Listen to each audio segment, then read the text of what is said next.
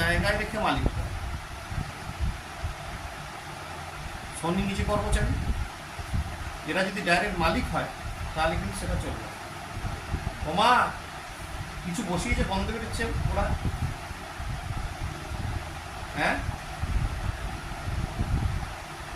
দেখে না তো সঙ্গে রান্না করে গিয়ে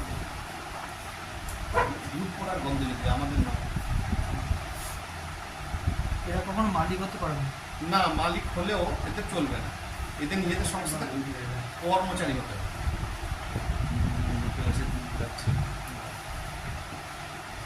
মালিক হলে কিছু উন্নতি করতে পারবে না, ডিরেক্ট মালিক বলতে পারবে না। ডিরেক্ট মালিক বলে এদের এদের ব্যবসা চলবেই না। এদেরকে নিজেদের একটা কর্মচারী শ্রেণীতে রেখে মাইনে নিতে হবে। যখনই ডিরেক্ট মালিক হতে যাবে তখন কিন্তু এরা চলবে না। যেরকম কোম্পানিতে বোর্ড গঠন করা হয়, হ্যাঁ, আর সেই মালিকের যে ফাউন্ডার সেও কর্মচারী, হ্যাঁ কর্মচারী হয়ে যেত, সেও কর্মচারী। এইরকমই ব্যাপার। এটা আর একটা অপশান হচ্ছে, এদের আন্ডারে যে কর্মচারীরা কাজ করে তাদের যদি খুব ভালোভাবে দেখভাল করে তাহলে কিন্তু এদের সংস্থা বা সংস্থার এবং নিজেদের আর্থিক উন্নতি। যেমন ধরে নে তোর বাড়িতে যদি কাজের লোক থাকে, সেই কাজের লোকে যদি তুই টেক কেয়ার করিস, এই কম্বিনেশন যদি যদি টেক কেয়ার করে, তাদের যদি কী বলতে আগে কারোর বাড়িতে কাজের লোক থাকে, তারও তো শনি শুক্রের সঙ্গে কম্বিনেশন, স্যাটার্ন অ্যান্ড ভেনাস।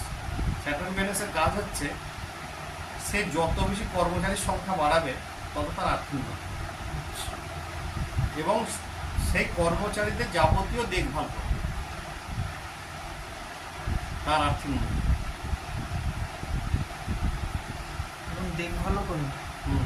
তাদের অসময়ে দেখাশোনা করা, তাদেরকে সাহায্য করা, তাহলে কিন্তু এই কম্বিনেশনটা খুব ফ্রুটফুল হবে, সাকসেস করে। আর্থিক গতিবিধিটা ভালো থাকে। অবশ্যই হবে। আমার বাড়িতে এমনি তিনটে লোক কাজ করে, এই কারণেই করে। এরপর শনি শুক্র আছে। আমার শনি শুক্র বৃহস্পতি একবারে তো তিনটে।